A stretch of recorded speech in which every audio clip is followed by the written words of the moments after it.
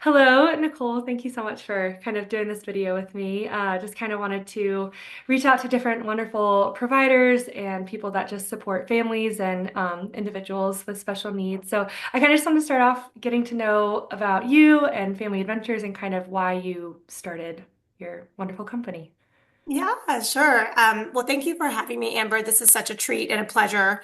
I love collaborating with other professionals. And so my story is really interesting. I was an educator for 12 years before I left the classroom to start really advocating for families. I was a Spanish teacher, so I did translate sometimes for ARD meetings and IEP meetings, but I also really, my driving force was my own son. So he had some learning needs and differences that weren't being met at the school level. And as an educator, it was actually hard because it was my same district I was trying to advocate in.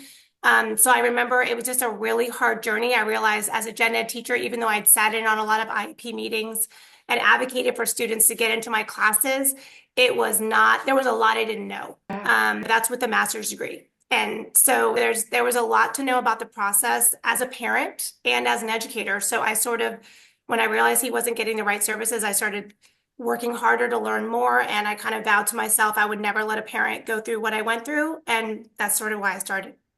I love that. And that's so, and I love that you touched on with a master's degree because I have a master's degree, BCBA, and I've supported many different clients in schools, but to have someone and you just don't know where to go to know all of the regulations, all the laws, like what your rights are as a parent. And so Right. those are so, that's just so complicated. So yeah, so where did you go to kind of understand and learn all of that information as you were Right. So developing? it was definitely a trial and error in the beginning with my son, and just talking to the special education department helped me a lot. I was always kind of befriended them, and I was in the same wing as special education. So I was fighting to get students into Spanish. It's a pretty transparent language. So trying to get kids with dyslexia, I advocated for a lot of kids with dyslexia to get them in my class. But they're sort of tracked sometimes for reading classes, and that also frustrated me as an educator because I knew they could really blossom in my class. Um, I think the main place to go is I sort of started to get training. I realized when I left, I actually left the classroom in 2019, and I realized I want to get more training. I started realizing people had this need. And so COPA, which is the Coalition of Parent Attorneys and Advocates, is a really great resource, copa.org. That's where I got some of my training started. Also, there's an advocate named Lisa Leitner out of Philadelphia. She has a Day in Our Shoes Academy. I also paid for that training. So I started really educating myself, getting some in-depth training, law training, so I could be more educated and know how to tell parents what they need to do, understand the process fully. There's a lot of law involved that we're not all lawyers, but you really do have to educate yourself and dig in. And that's why it's great to have an IEP coach or an advocate that you can just call, because I already know it all for you and I can Yeah. really help you guide you through. But it's a lot, and a lot of parents DIY it, and it is a lot to swallow.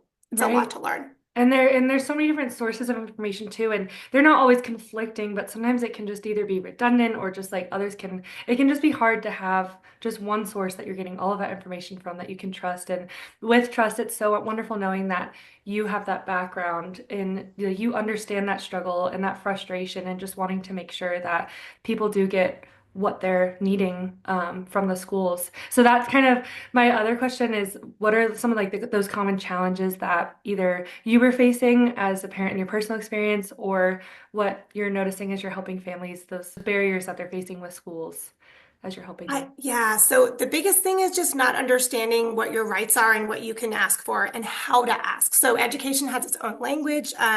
If you have medical diagnosis, medical terminology is different than educational terminology. Even testing is different. So what you may qualify for. I have a lot of parents who are like, I got an autism diagnosis, but they won't help with autism at school because you have to be educationally tested and you have to qualify educationally. So you're talking with different systems. You're trying to navigate that. So parents just don't always understand. They're like, I gave them the documentation. Why isn't my kid getting help? And I'm like, because you have to know how to ask, when to ask, what the timelines are. I mean, it's 45 days after you've requested testing to get it started. They have to say yes, and then they have to go through the 45 days. You have 45 days for them to finish the testing and give you a report.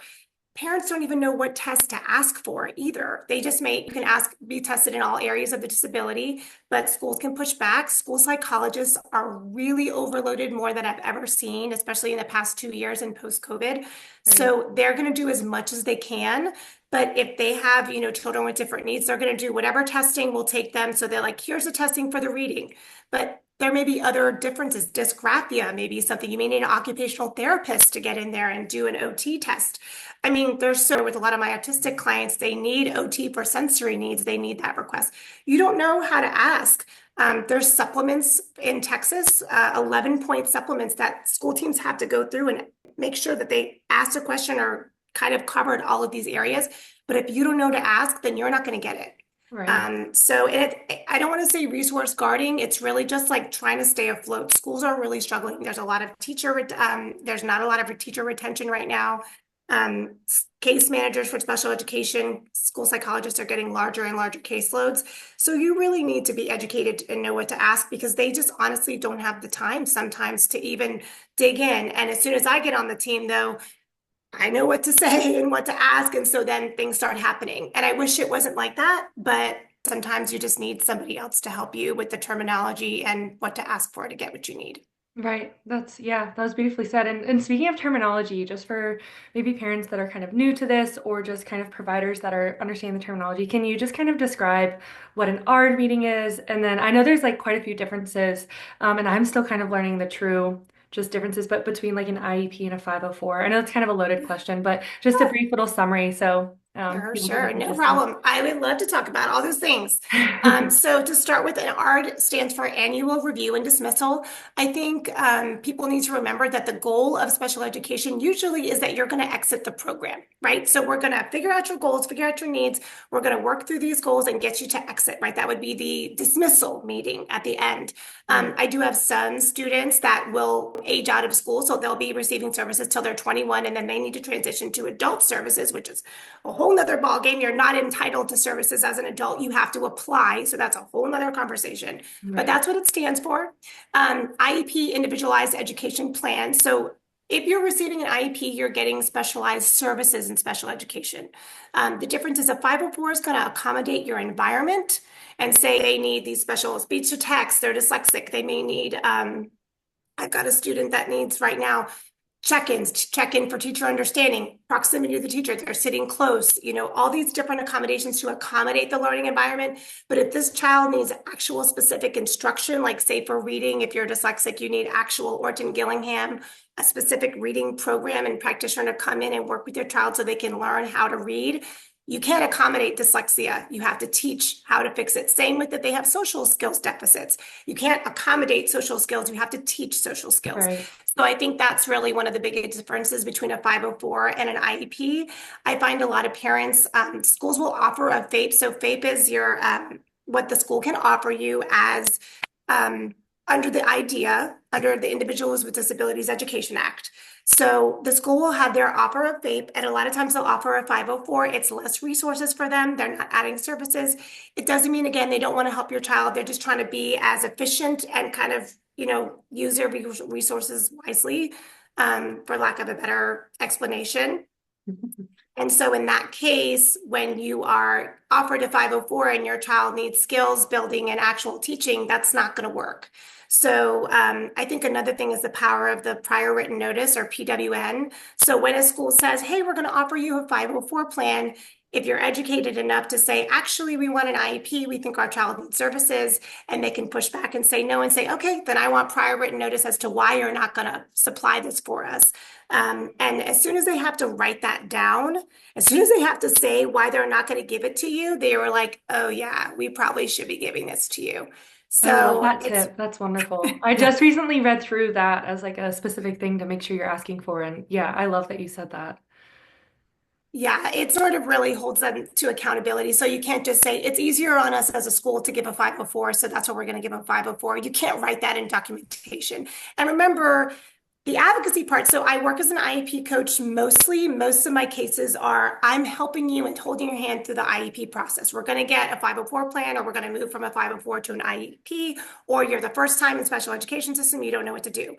If someone's calling me as an advocate, they're usually a little more knowledgeable about the system, and they have had a breakdown of communication, something's not working, and they may want to file for due processes where you're suing the school district. That's sort of what can happen with the advocacy piece. It's not my favorite. I don't always want to do due process. In fact, I have a lawyer I work with in Round Rock, which isn't too far from you. Yeah, I've done a couple due process cases, and I usually bring lawyers in just because, I have my law training, but it's a lot. It's also a lot of work, and I don't have a team of five other advocates and six other lawyers and a big firm to get. You're gonna burn yourself out. I think if I want to work with you in that capacity, you're probably my only client, and think about how much that's also going to cost you.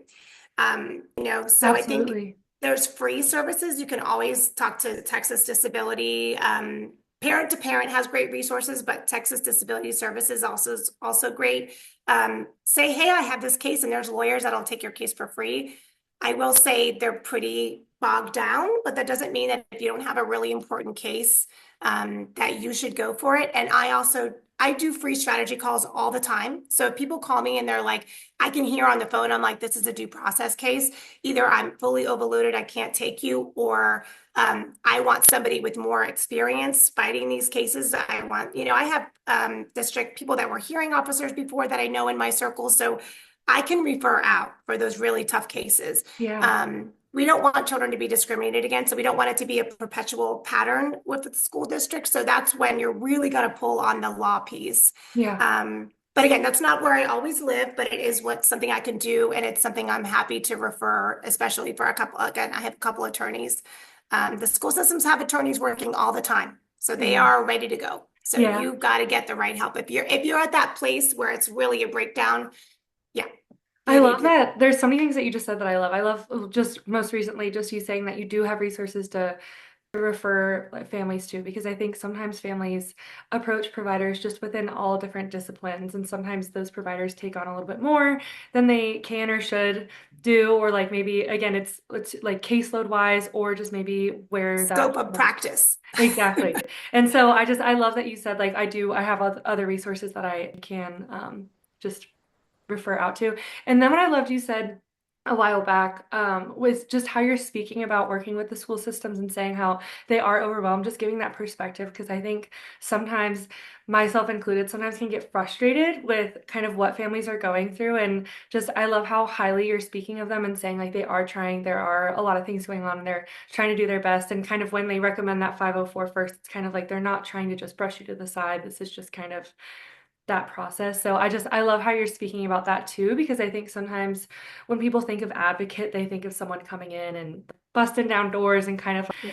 yelling and saying these things. And actually, when I was looking through your website when we had first met, I saw one of your reviews saying like you get the points across in a very respectful way and you work with the school instead of working against them. And I think that's so essential when you are trying to advocate for your child, or and just you need to work with them, because if you work against them, it's going to be a lot harder to get that communication across effectively and appropriately. And so that's so essential. So I love that you said that. Yeah, I mean, I think part of it is because I was on the other side of the table for many years as an educator. I also think that you get more bees with honey than vinegar, and it has always served me well. Because when you have the school team on your side, they may not. They may be at a place where you're like, nope, this is going to go straight to due process. This team is shut down. But honestly, and the way I approach advocacy is I let the team know what we're asking for. So I'm very proactive. I That's don't come great. in like ready to fight. I send them an email weeks in advance of who I want at the meeting, what we're going to talk about, what you haven't provided that we want, why haven't you provided it, but all very transparent. And a lot of, I'm not always playing poker. I know how to play poker. That's the law side, but that's not what I'm about. If you're looking for that again, you may want a tougher advocate, and great. I have three I can think of right now that I'm like the busting down the doors ones. I know them. Here you go. Call them. Yeah. So I think that's it's important too to align yourself with who is going to help you, Right. and who is the right fit for you and what you want for your family. What do you want it to look like? Do you want to stay at the school for a long time and build a relationship? Or are you just like, we want out of place school placement, we want a different district, we want to fight this? And I need to know that, and I'll take that strategy call and I'll help figure it out.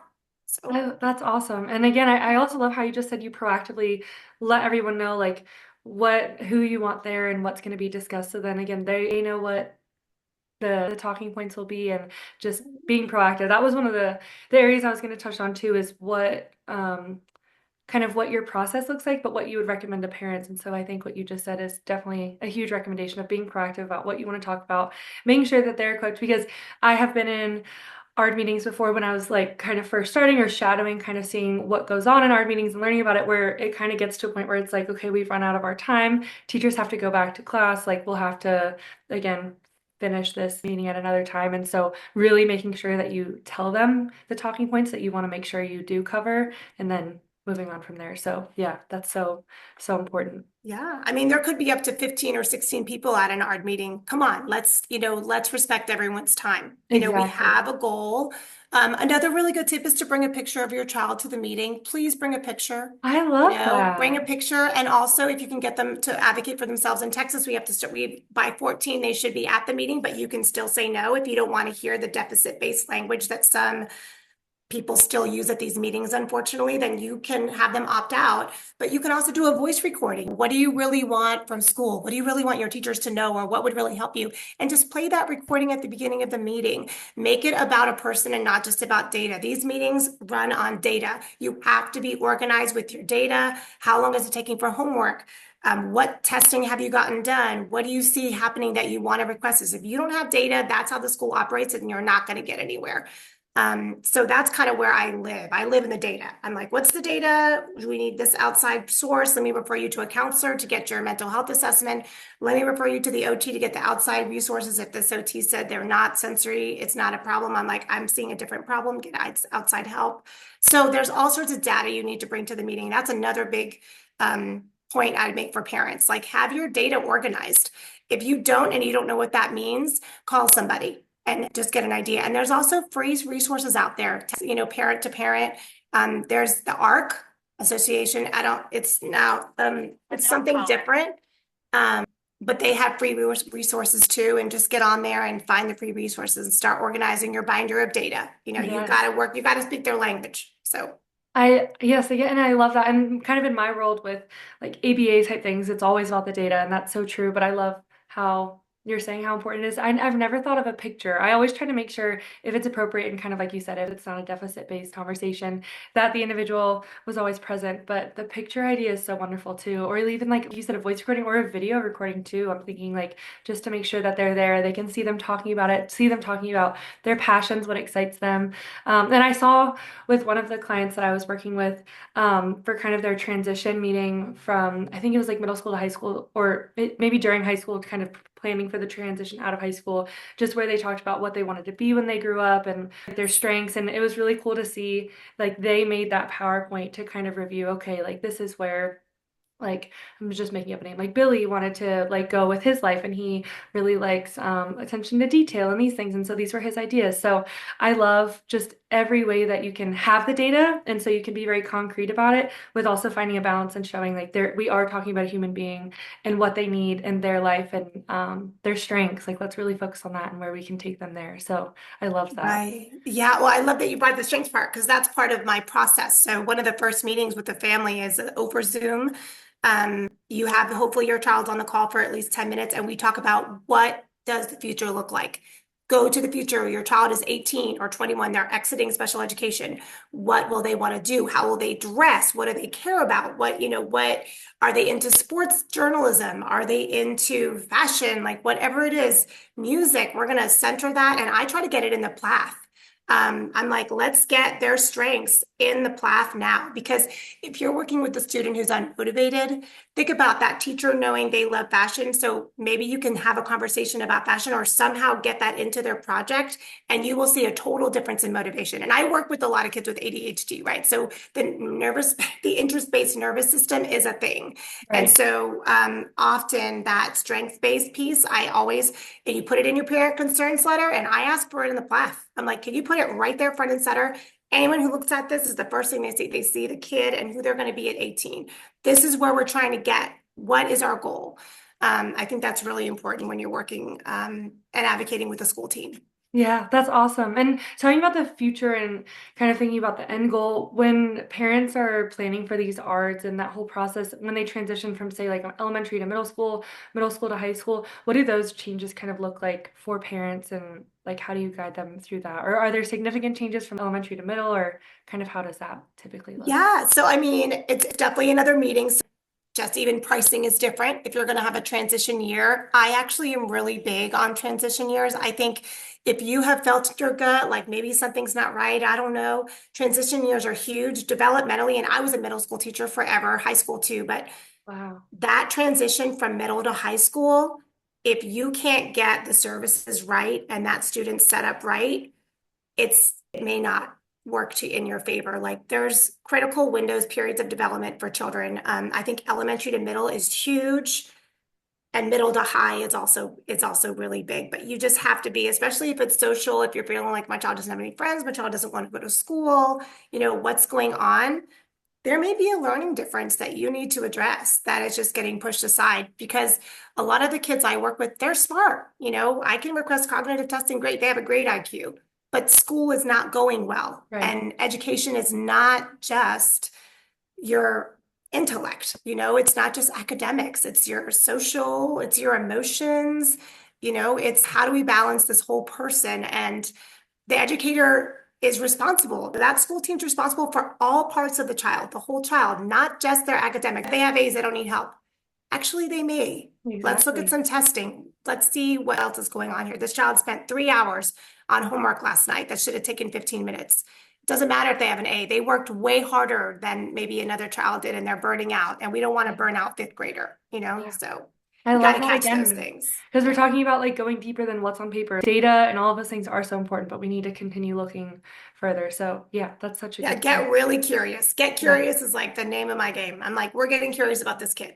We're Yeah. getting really curious. And the school team, those are my favorite meetings, and usually they are. It's a whole team of professionals like thinking about the child, like, oh, I never thought about this part. Maybe this could help them. Like we're all getting together and brainstorming. It's like a think tank about this child. And that's what I love. That's why I love doing this Yes. because we figure out these cool things about the child and how to help them and lean into their strengths. And we've got all these professionals together. Like, how often does this happen in the real world? One child gets all these professionals. Let's make it really an amazing outcome. We've got Yes. all these really well-educated people that love kids. Come on, let's get everyone together and get this going. So that's the flavor I like my ARD meetings to have, if Yeah. I can.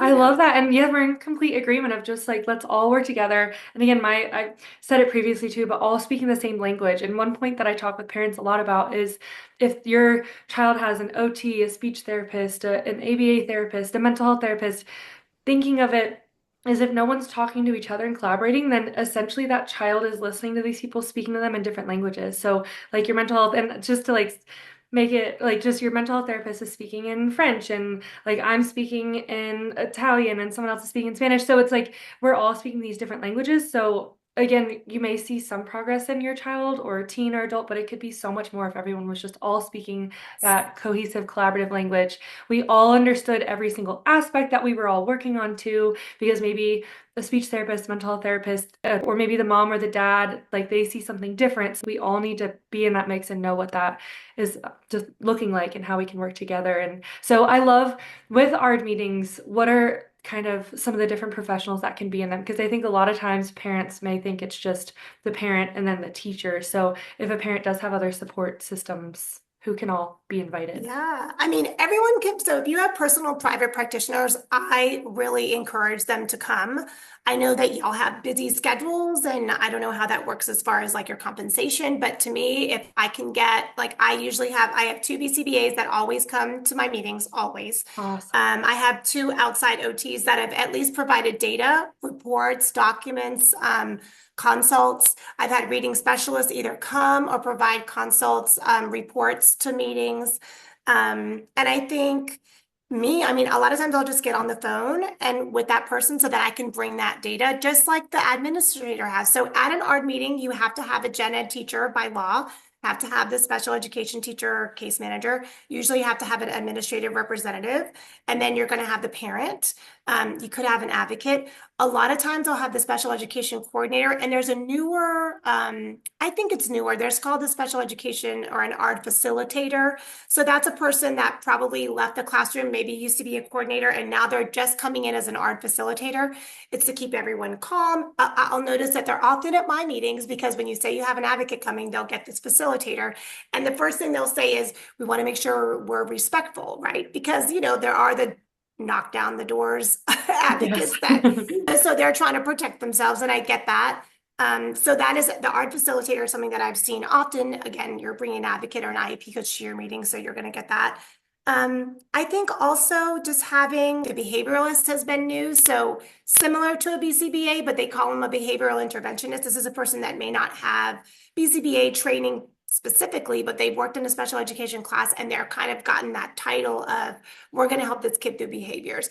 I've seen really cool social, not social justice, it's a person that's helping this person make peace. And it's called something with just a sense of justice. They have justice circles now. So I've Wow. seen that representative come in some of my charter schools. Because charter schools have their own kind of system. So they still have to follow the law, but they have different roles that are new. So again, I've seen that social justice person, that person that's coming in with giving them a sense of justice, like for that child. So they feel like it's fair. I'm trying to think of anything that's been really wild that I'm like, why is that person there? Definitely have seen lawyers. If it's gotten to that point, the school lawyer comes in. I wouldn't want to be a lawyer and a parent by myself at that point. We should have an attorney on our team, and we're bringing a lawyer too. Yes, yeah. And that's just now a total different ball game. I've been in meetings where it can be an intimidation technique. I've been in meetings where the mom is like, hey, it's been 2 or 3 people, and then all of a sudden she gets me and there's 13 people. And unfortunately, that can be an intimidation technique. I don't sweat it. I'm like, great, more information about the kid, more heads together to help solve these problems. Right. So to me, it's not a battle. It's a think tank. We're coming together to solve this problem. Yes. So that's sort of my take on it, but that's some of the people that can be at the meeting. That's great. And I love how you touched on too, like sometimes if you bring an advocate in, there are just more people there to make sure that they have a lot. And so, but having that mindset of we're just here to work together. And so it can be intimidating and taking a second, but just to give parents that perspective of that could be the case, even if you're used to just a few people each meeting, it could be more. And again, I love how you touched too on how collaborative these meetings are, and that's the goal of it. So there will be sometimes like BCBAs and OTs and like speech therapists just to give their perspective and what they're seeing. And like you said, think tanks, because I've been in meetings where someone will say like, yeah, he's done a great job just asking for breaks in my classroom. And so then he just goes to this little corner, and in that little corner we have these fidgets and we have headphones. And so once he does that, and then he comes back and he just is really engaged, really like asking questions and wanting to be close with peers again. So like that break really helps. And then someone's like, oh wow, I never would have thought of that. Like I do have a Mhm. corner in my, and so there's all of these just really wonderful chances to collaborate and make sure that again everyone's speaking the same language, interacting in the same way, and just that consistency really is key. And just ensuring like you all just want to make sure that everyone in that meeting feels supported too. So like it's making sure that obviously the child is the number one. You want to make sure like they are getting everything that they need in school, but you also want to make sure that all of the teachers and support systems, they all feel like, okay, now we all have a great idea on how we can really continue that feeling of just confidence and supporting this child. So I love everything you just touched on. Yeah, I mean, I love that. But I have also the technician piece, like for AAC devices, there's a technical person in Yeah, there. And I've had a meeting where we're like, okay, I want you to program these 4 things that the child wants that maybe weren't there before. Just because we're all in the meeting together. And that part is great. And there's something else you just touched on that I was going to add to, but really it's just, the teacher is key. yeah, So the teacher has to talk. The teacher knows more about that child. I feel like the parent and teacher are almost, I mean, the parent's the number one, but that teacher knows so many things about that child. Let them talk because they absolutely. have figured out so many things by being with them day to day. Like to me, they're the star of the show. And I'm like, let that teacher talk. And then we can all figure out how to work around that, what's working or not. Yeah. So I love that you brought that up about, everyone needs to be heard, but that teacher piece is really important. Yeah, no, and I think it comes like with both sides because I think sometimes as even a provider, like I've gotten into moments where I get in my own box. I'm like, okay, let's do this. Like this is really working here. And then I try to provide that guidance to a parent and like, no, like and so sometimes, especially when I first got my credentials and I was like, okay, I'm fresh out of school. Like if you do this, you got to do this and this. And so it was very systematic at first. And then I realized, no, Oh, like obviously our core is like being individualized. But when you first just like get all that education, you think like, okay, I know it, like everything. And so what I learned so quickly too is just when you're thinking about just trying different things. The parent knows their child best at home and knows their child best like home in environment. different scenarios with their siblings and stuff like that.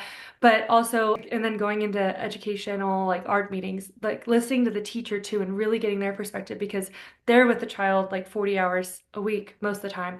And Yeah, so you guys like it's just both two really important pieces of that puzzle to make sure we hear both of them and kind of work through those things. So yeah, I think my whole philosophy has just been to listen more and ask more questions because that's how you really get the most information and basically just zip it up your mouth and just like trying to just hear what the other person has to say, which sometimes can be hard, especially if you have all this data and you have all of these pieces of information. You're like, okay, I have this, so like let's walk forward with this. But just taking a right. second and saying like, well, okay, now I've said all that, so now what do you think? And really taking a deep breath.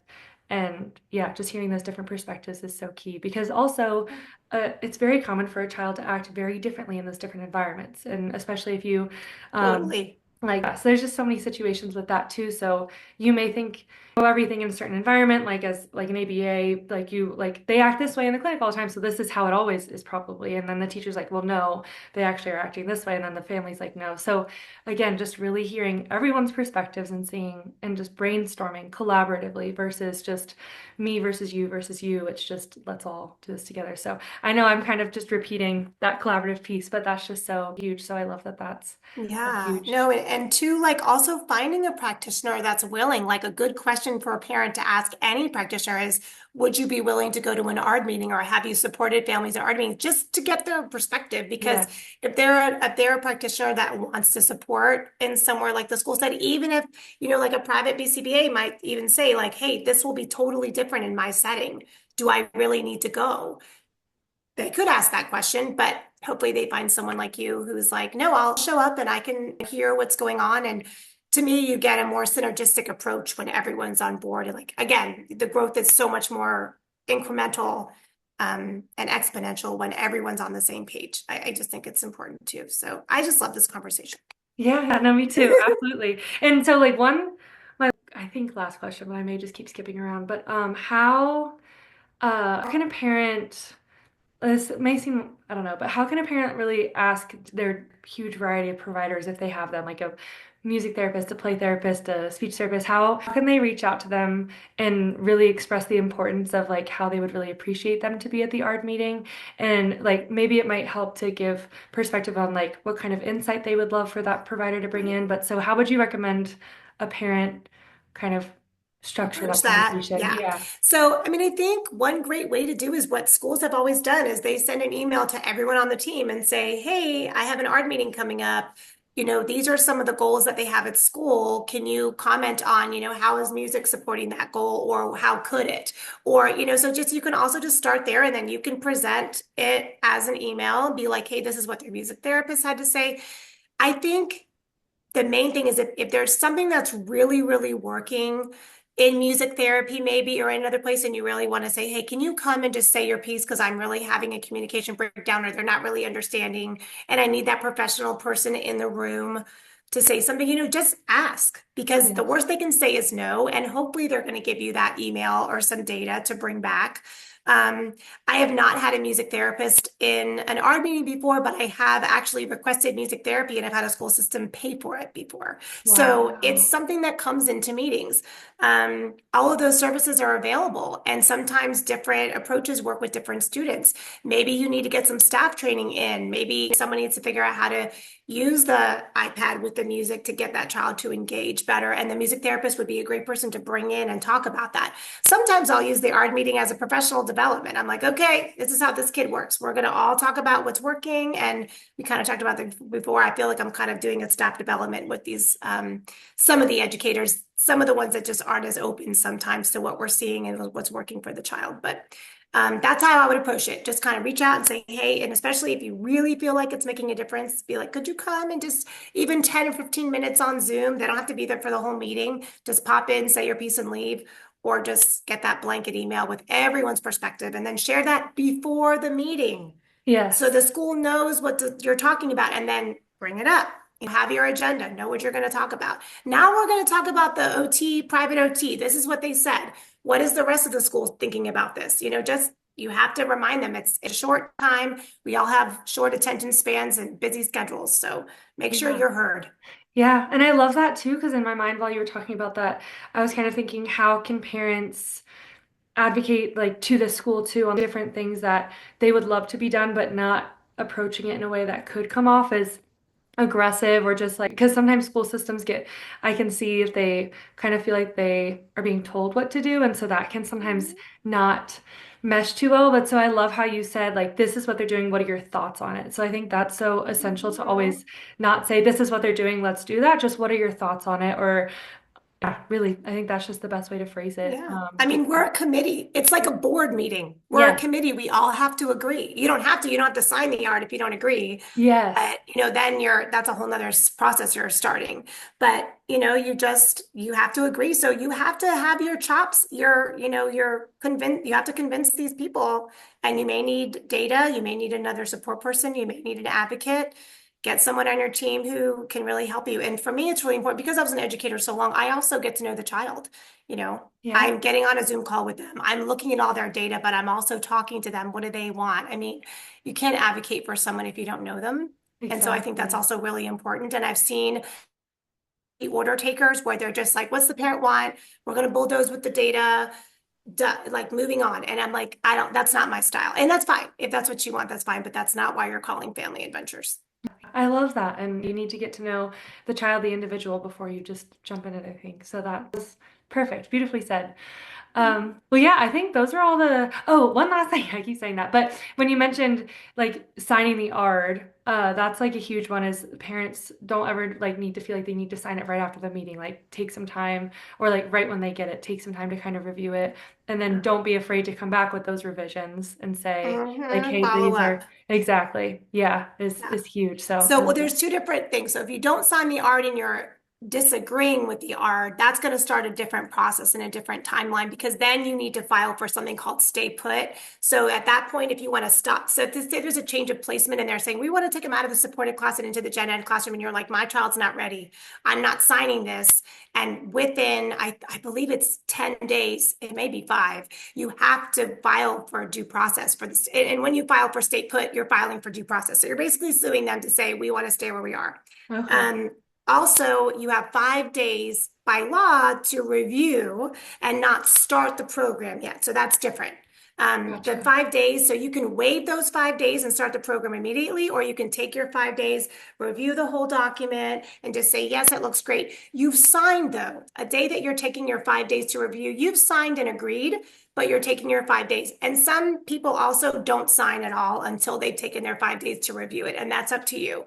Okay. But if you disagree and you're not signing, that's stay put. And that's another law tactic that you can use if you disagree with the FAPE they're providing, if they disagree with the offer of FAPE that the school's providing. So Okay. That was so important. I'm glad we touched on that because, yeah, yeah, that's definitely good for parents to people know. to know. Yeah. Yeah, absolutely. Well, awesome. Is there anything else that maybe we didn't touch on that you feel like is important for either family adventures or just the advocate process that would be Yeah, essential? I think you can over communicate with your school. There's never a reason why you shouldn't communicate with them. Use Yeah. ARDs to your advantage. You can request an ARD meeting at any time if you feel like something's off. I want you to read the IEP and know your parental rights. It's a 40-page document, the parental rights, and the ARD can be up to 50 or 60. Read it, understand it as best you can, or at least read it. And then the biggest thing I can say is listen to your gut. If something's not right, your child's sad, this is not working, call Family Adventures. Go to familyadventures.com and look at all our free resources, or Google advocates in your area. We serve Texas, Colorado. We have clients in Michigan and Maryland. So we serve a lot. I have an OT on my team and a reading specialist. We've got lawyers. Like, call us. Let us help. Let somebody help you. If you feel like something's wrong in your gut, don't let your child suffer. Self-confidence is everything. I don't want them to end up with, these mental health diagnoses and all these other things down the line because they didn't get the help they deserved. Absolutely. I love that. And I love that you touched on your website too, because I was going to say where people can find you. And then your Instagram too is Family Adventures Yep, two as Ds. well. Yes. Yep, Yeah. ADD. With two Ds. Mhm. So yeah, awesome. Well, thank you so much. This has been Of just such a course. cool conversation. And Yeah. yeah, I'm just can't wait to just continue to collaborate and then just hopefully hear how this has helped parents and families along the way. So Yeah, great. I very love cool. it. I love what you're doing for families, and I just love it. I'm so glad we've met and can collaborate in this way, and have a great day. Yeah, awesome. Thank you so much. Thanks. Thanks, Amber. Bye. Bye bye.